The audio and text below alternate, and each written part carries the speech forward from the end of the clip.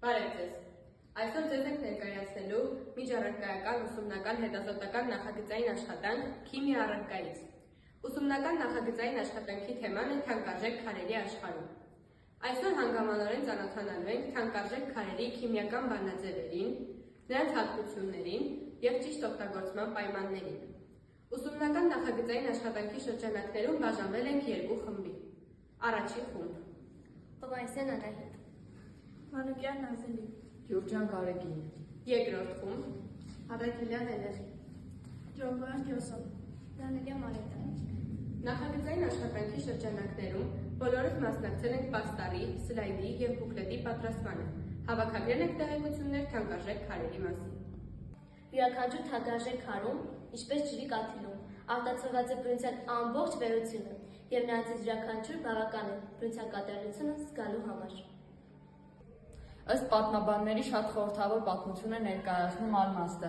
Իրավի 2000 տարի առաջ միակ ալմաստ ունեցող երկիրը Հնդկաստանն էր համարվում։ Գոյություն ունեն տարբեր ավանդապատումներ Գոլկոնդ կոչվող վայրի մասին, որտեղ մեր թվարկությունից առաջ 56 թվականին հայտնաբերվել է աշխարհի ամենամեծ ադամանդը Կոխինուրը։ Ալմաստի բաղադրությունն ուսումնասիրելիս պարզվեց, որ այն բաղկացած է նույն տարի ատոմներից, ինչից որ գրաֆիտը։ Հարց է ծագում, թե ինչու երկրագնդի ընդերքում միևնույն ատոմներից գոյանում են իրարից այդքան տարբեր նյութեր։ Պատասխանն այն է, որ հանքանյութի ձևավորման գործում մեծ ազդեցություն ունի ճնշումը։ Ադամանդը նաև օգտագործում են բժշկության մեջ քաղցկեղ հայտնաբերելու համար։ Այժմ խոսենք Սաթի մասին։ Ըստ բանասերի, Արևի և Լույսի աստված Ապոլոնի որդին Ֆայտոնը աղերսում էր հորը, որ գոնե մեկ անգամ իշխեր արևակնային բոլորակին։ Հայրը համաձայնում է։ Ֆայտոնը ուղղորդելով հլեբոլորակը ավելի է մոտենում երկրին, որի արդյունքում առաջանում են հրդեհներ, սևանում են Էթիոպիայի բնակիչները։ Դրա համար էլ նրանք մինչ օրս սևամորթ են։ Այդ ժամանակ երկրի աստվածողին Հեյան խնդրում է Զևսին, որպեսզի դադարեցնի տղայի արարքները։ Զևսը իր կայծակներով Ֆայտոնին նետում է դեռևս չչորացած գետերից մեկի մեջ։ Այդ ժամանակ Ֆայտոնի մոր և քրոջ արցունքներից առաջանում է Ուրենի, որից սկսում են կաթիլ արցունքներ։ Արցունքները չորանալուց հետո դառնում են սաթ։ Այդպես է բացատրվում հին հունական առասպելում երկրի վրա սաթի առաջացումը։ Ըստ քիմիկոսի սաթը հանքանյութ է, սակայն ունի օրգանական ծագում։ Դա փշատերեր ծառերի քարացած խեժն է, որոնք աճել են 30-ից 60 միլիոն տարի առաջ։ Փշատերևները մահանալուց հետո ընկել են ծովային նստվածքների մեջ, ուր փայտանյութերը վերածվել են ածխի, իսկ խեժը սաթի։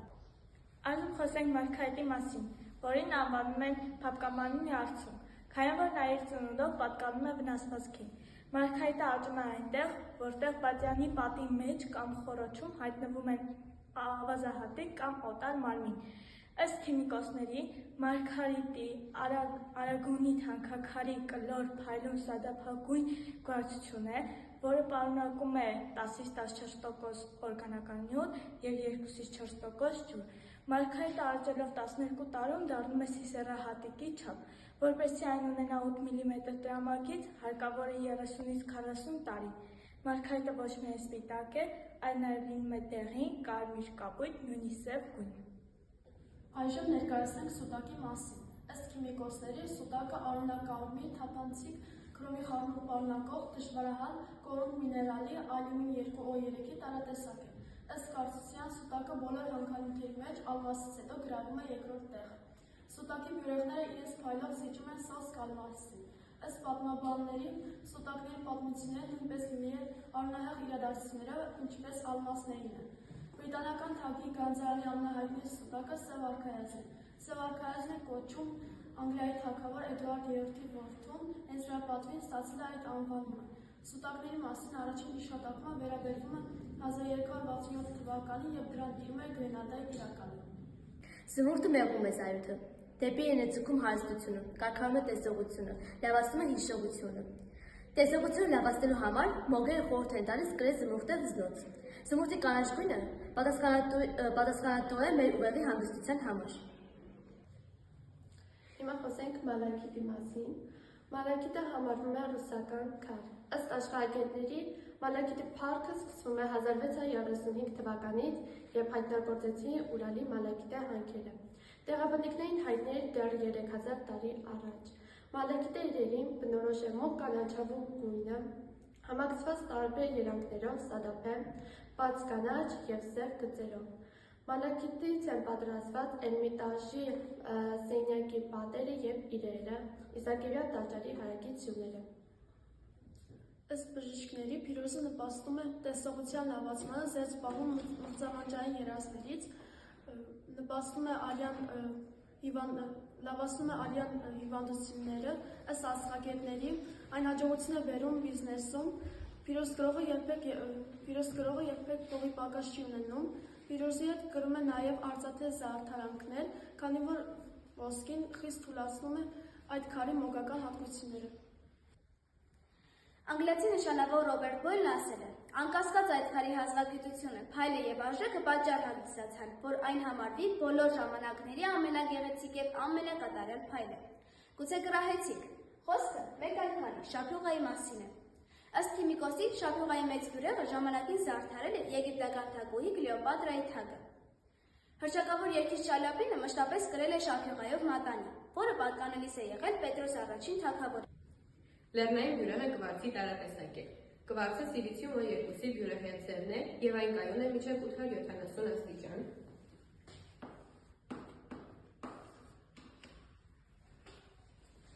Հին հույները և հռոմեացիները լեռնային բյուրեղը անվանում էին որպես սառույց։ Բժշկության մեջ բժիշկները մեր դարասկզբին այն օգտագործում էին որպես այրող ապակի վերքերը բուժելու համար, և այն շատ դրական է ազդում մարդու ուղեղի աշխատանքի վրա։ Սարդիոն։ Բժիշկները ասել են, սարդիոնը պարզվել է, որ նաև շատ սարդիոնի տեսակներ օժտված են թույլ ռադիոակտիվությամբ, որը ընդունակ է բուժելու փոքր վերքերը և խոցերը։ Այս բուժումը կիրառվել է առաջին համաշխարհային պատերազմի ժամանակ, երբ վերքեր բուժելու համար սարդիոնը տաքացրել են 3-ից 5 րոպե, ապա պահել են ցավացող վերքի վրա տաք վիճակում։ 2-3 սեանսից հետո փակվել են վերքերը, անցել են ցավերը և բուժվել են խոցերը։ Այս բուժումը կիրառվել է նաև սիբիրյան հիվանդություններում։ Քիմիկոսները ասել են, սարդիոնը կվարցի տեսակ է,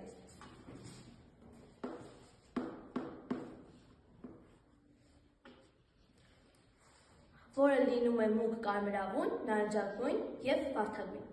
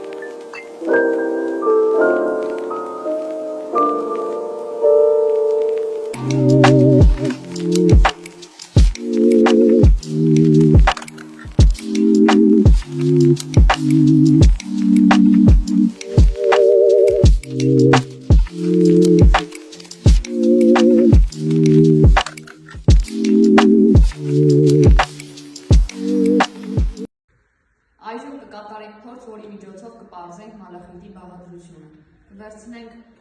չորանոց, որի մեջ կլցնենք մալախիթի փոշի։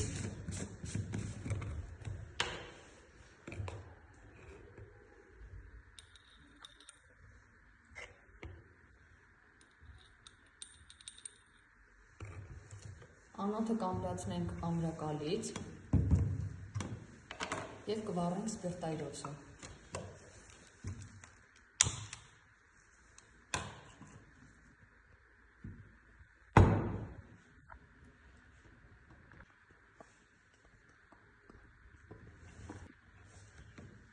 Որոշ ժամանակ անց նկատում ենք, որ անոթի պատերին նստել է ջրի կաթիլներ։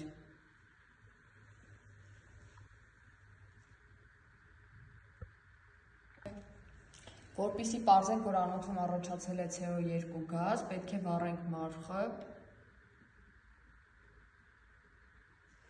և մտցնենք անոթի մեջ։ Կրակը հանգչեց, քանի որ անոթում կար CO2 գազ։ Անոթի հատակին մնում է սև փոշի, որը պղնձի օքսիդն է։ Այսինքն, մենք հասկացանք, որ մալաքիթը կազմված է պղնձի օքսիդից, ջրից և ածխաթթու գազից։ Սա պղնձի օքսիդն է։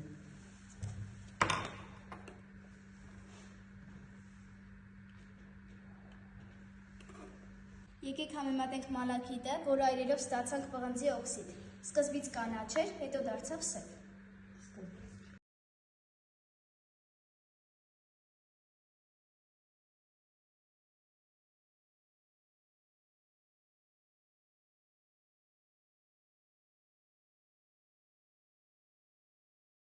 But I'm in